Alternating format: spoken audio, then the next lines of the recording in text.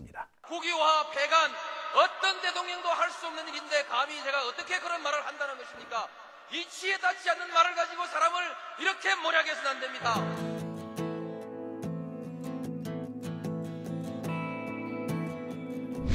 기나긴 밤이었거든 압제의 밤이었거든 사랑이 한 몸 썩어져 이 붉은 사나에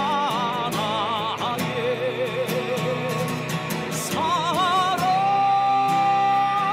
해방의 횃불 아래 벌거숭이 사나에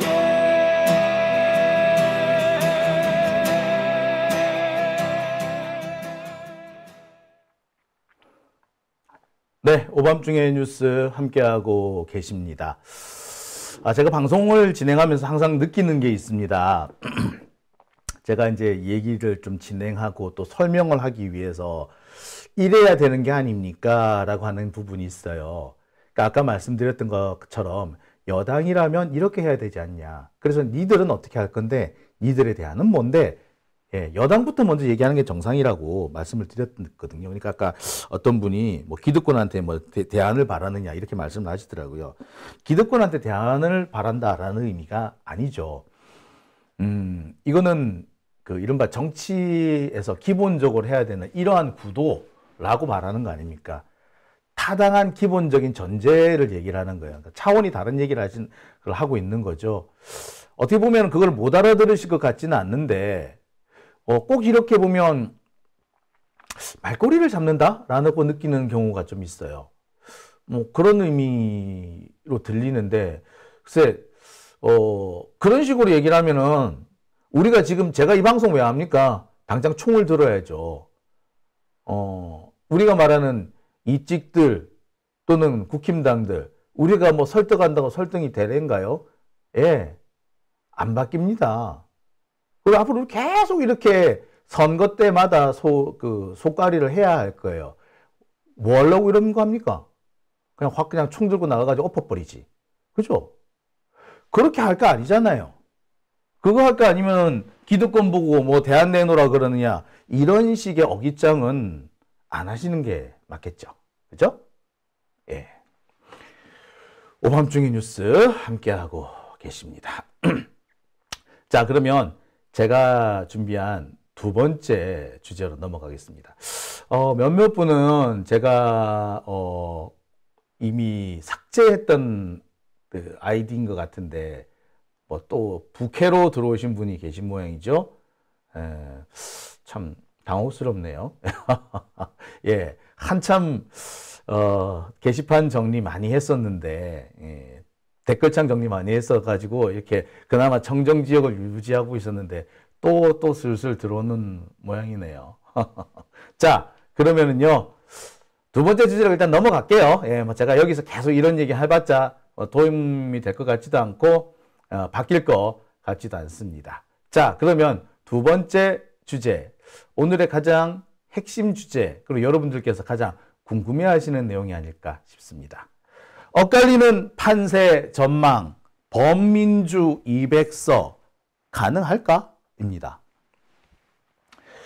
자, 선거가 막판으로 접어들면서 많은 분들이 저한테 질문을 해 주십니다. 댓글창을 통해서 질문하시는 분도 계시고요. 또 저랑 개인적으로 아시는 분들은 뭐 그 DM을 보내서 혹은 뭐 문자 메시지를 보내서 또는 뭐 이런저런 뭐 방식을 통해서 저한테 질문을 하세요. 200석 가능할 것 같으냐고. 글쎄요.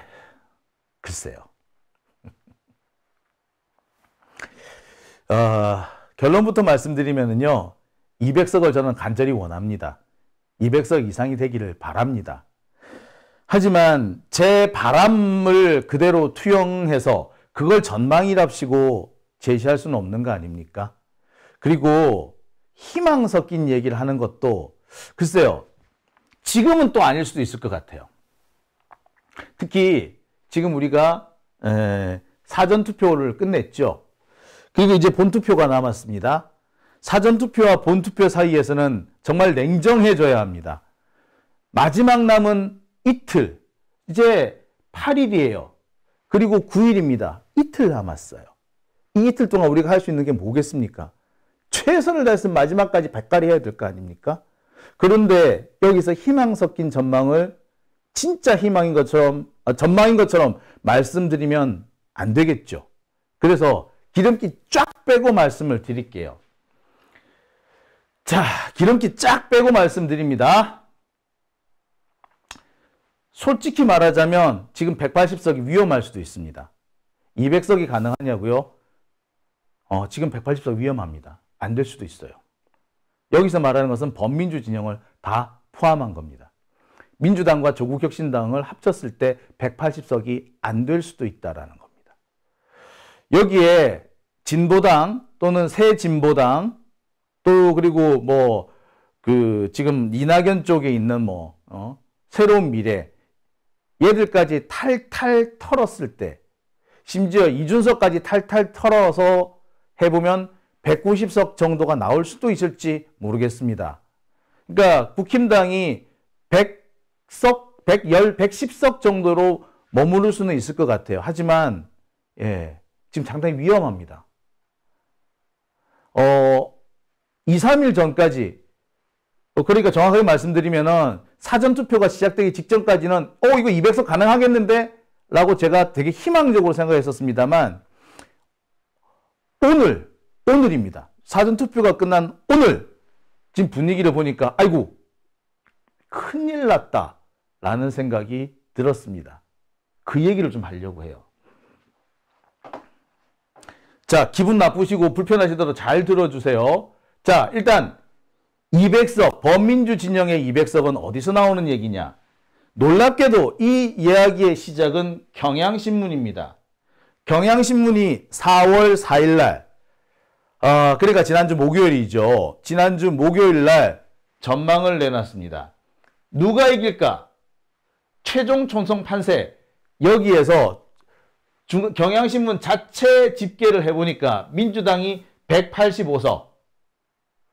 여기에는 비례 13석까지 포함입니다. 그러니까 민주당이 더불어민주연합을 통해 가지고 진보당이라든지 새진보연합 이런 곳에 의석을 좀 나눠주고 있죠. 여기까지 포함했을 때 총 185석이 나오겠다. 그래서 상당히 높은 수치가 나오죠. 185석이면은 조국혁신당까지 포함했을 때 200석 됩니다. 자, 그 다음에 국민의힘은 92석밖에 안 된다. 조국혁신당은 15석. 진보당은 지역에서 2석. 그래서 그 다음에 비례에서 1석. 총 3석. 그리고 이준석 신당 2석. 그 다음에 어처구니 없이 자유통일당. 예, 전광훈이가 2석을 얻을 거래. 나 진짜 어처구니가 없어서. 전광훈이 2석. 그 다음에 새로운 미래 1석, 무소속 1석, 이런 식이 된다는 거예요. 그래서 범민주 진영은 205석이다. 라고 경향신문에서 예측을 했습니다. 자기들이 돌려보니까 그렇게 나오더래. 이대로 되면 얼마나 좋아. 근데 4월 4일, 4월 5일 저도 이렇게 생각을 했었어요. 계산해보니까 이 정도 나오겠더라고. 진짜로. 근데 오늘 상황이 급격하게 좀 안 좋은 징후가 보입니다. 어떤 징후냐? 일단 전문가들은요. 민주당이 165석, 조국혁신당 14석, 그 다음에 진보당과 새진보연합이 합쳐서 5석, 총 그래서 180석 정도를 넘을 것이다 라고 예측을 합니다. 지난 총선하고 비슷한 수준에서 결정이 날 것이다 라고 하는 게 지금 전문가들의 대체적인 견해예요. 자, 그런데 제가 여기서 한 가지 중요한 문제가 있을 거라고 생각이 듭니다. 일단 범야권 200석에란 나오는 거는요. 리서치뷰 안일원 대표의 예측입니다. 돌발 변수가 없다면 200석 돌파가 예상된다. 특히 핵심적인 부분이 뭐냐? 변수가 뭐냐? 60대 남성, 60대 초반의 남성들이 진보 성향으로 대거 옮겨오고 있다라는 게 이 리서치뷰 안일원 대표의 핵심적인 주장입니다.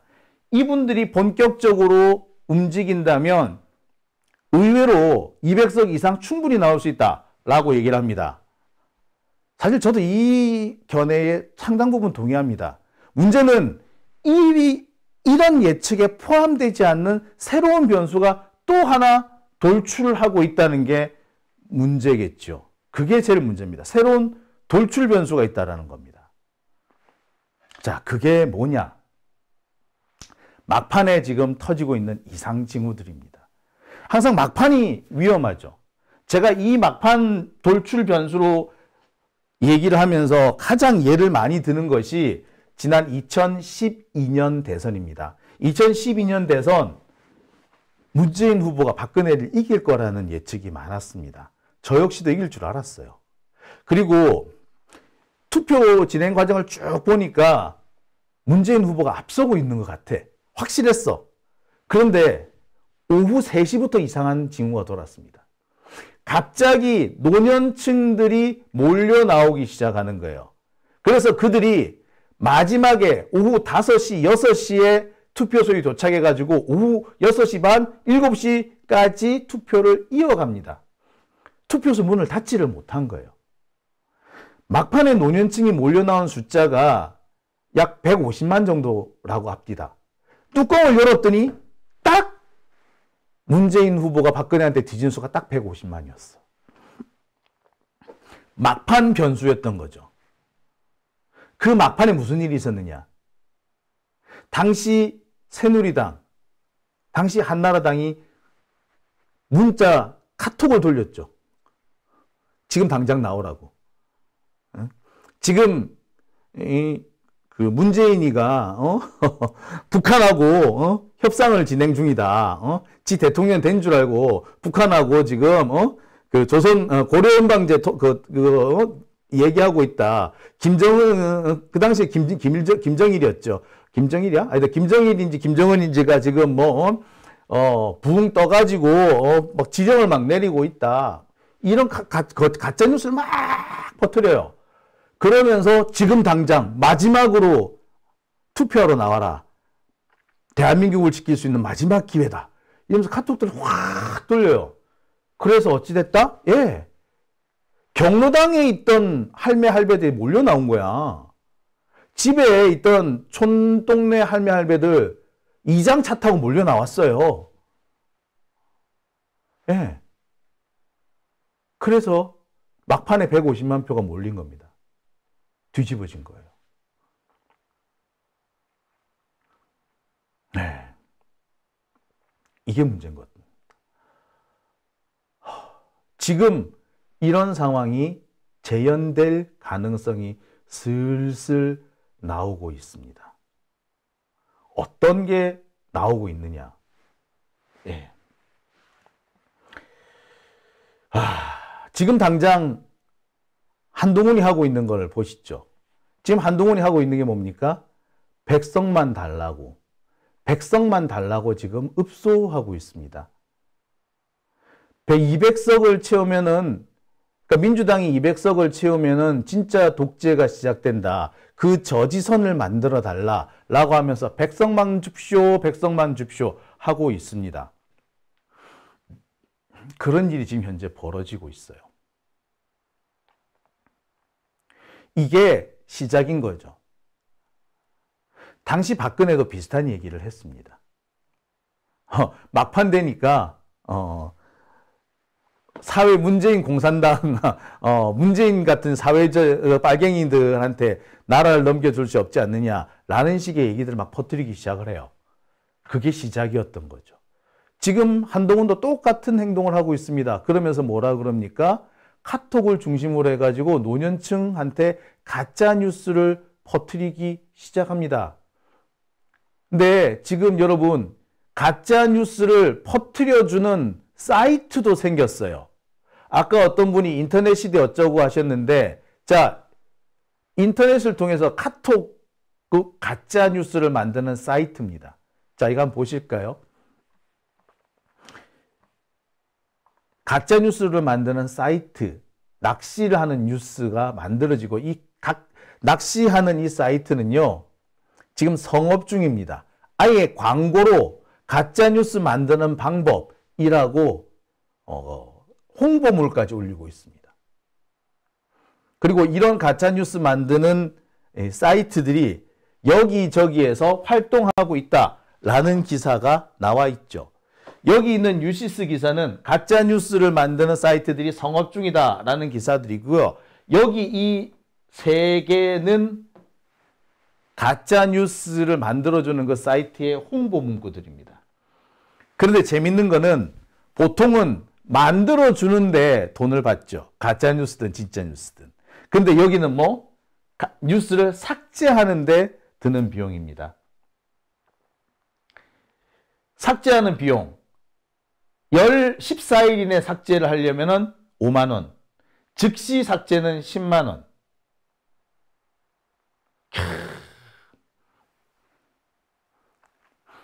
어떻게 삭제하는데 비용이 든다는 거죠? 기사를 만드는 데는 안 들고. 예, 바로 이런 겁니다. 한때 반짝 가짜뉴스 싹 돌린 다음에 가짜뉴스 고소고발이 들어올 때가 되면 싹 지우는 거야. 그런 방식으로 하는 거죠. 이게 바로 가짜뉴스들이 움직이는 방법입니다. 이런 사이트를 통해서 현재 가짜뉴스들이 횡행하고 있습니다. 엄청 많이 번지고 있어요. 여기는 보면은 아예 카카오톡으로 낚시하는 뉴스라고 돼 있죠? 예. 이런 가짜뉴스 사이트를 통해서 카카오톡을 이용한 가짜뉴스가 지금 엄청나게 많이 횡행하고 있습니다. 자, 가짜뉴스 실제 하나 예시죠. 민주당 공천은 북한의 지령으로 이루어지고 있다. 예, 이게 카카오톡에 최근에 돌고 있는 가짜 뉴스입니다. 예. 그래서 5.18 특별법 때문에 나라가 망하고 있다. 이런 기사를 이렇게 떡하니 올려놓습니다. 예, 근데 이 사이트는요, 이제 찾으면 없어요. 그 사이 싹 없어진 겁니다. 이런 일들이 벌어지고 있어요. 그런데 최근에 무슨 일이 벌어지고 있다? 예. 처음에는 5.18 이런 거 가지고 가짜뉴스를 떠들더니 이제는 뭐 조국과 이재명이 사회주의 개헌을 시도한다라는 가짜뉴스가 지금 돌고 있어요. 한동훈이가 뭐라 한 얘기가 있는데 한동훈의 발언을 근거로 삼아가지고 가짜뉴스 만든다는, 가짜뉴스를 만들고 있어요. 예. 그게 바로 앞서서 제가 조국 대표한테 처발렸다고 하는 한동훈의 엉터리 발언이 바로 이건 거죠. 지금 그러니까 벌어지고 있는 일들은 한동훈이 조국 대표의 이 발언을 가지고 사회주의 어쩌고저쩌고 한 거는 사실은 이런 가짜 뉴스를 만들기 위한 밑밥을 깔아준 겁니다. 그리고 지금 이게 카톡으로 쫙 번지고 있습니다. 쫙 번지고 있어요. 그러면서 이걸 막기 위해서 100석을 달라라고 읍소를 하는 겁니다. 이게 지금 어제부터 쫙 번지고 있어요, 지금.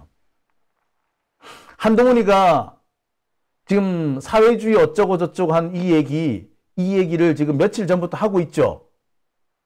예. 이거를 가지고 지금 가짜뉴스를 만드는 거예요. 쭉 퍼뜨리고 있어, 지금. 이 가짜뉴스 만드는 데는 어딘지가 모르지. 하여튼 조직적일 거야. 어떤 데인지는 모르겠지만. 그러면서 지금 암암리에 이 막판 뒤집기를 시도하고 있는 겁니다. 지금 국힘당은 전략이 이거라고 하더라고요. 100석 달라라고 읍소를 하면 130석을 얻는다. 이거죠. 100석 달라고 읍소하면 130석을 얻는다. 자, 그러면서 지금 자기들이 쓸 수 있는 모든 방법을 다 쓰는 겁니다. 그래서 소위 말하는 보수층, 우리들이 말하는 이찍 이런 사람들이 결집하도록 시도를 하는 겁니다.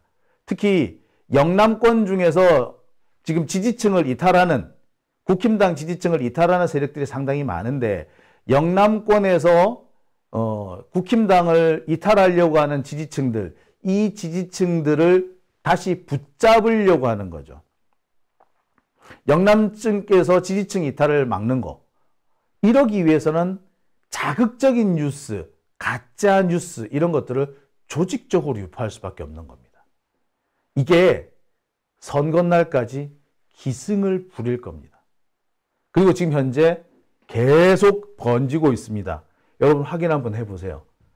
기승을 부리는지 안 하는지. 예. 지금 심각한 상황이다. 자, 그러니까 이런 상황이 되면은 우리로서는 지금 안심할 수가 없어요. 어제 그제까지는 200석 넘는다라는 전망이 맞았는지 모르겠는데 적어도 오늘부터는 아니에요.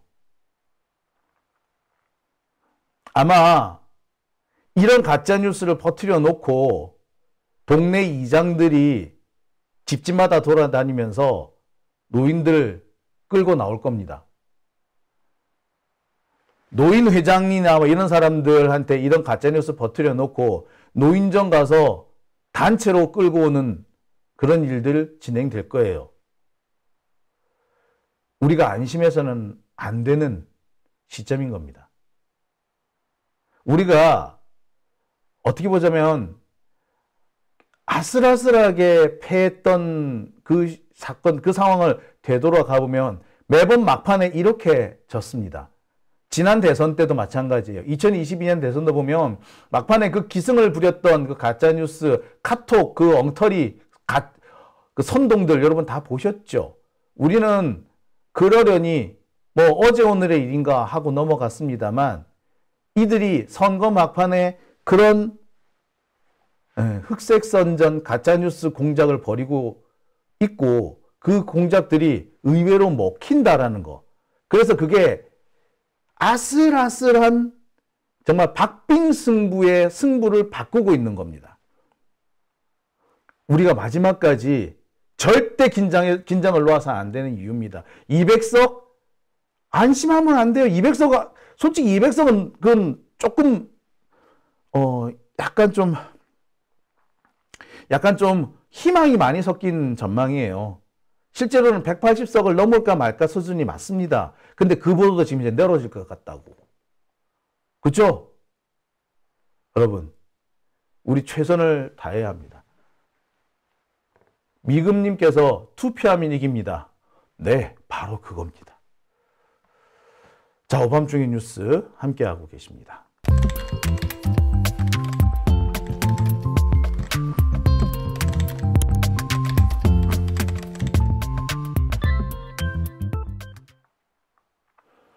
자,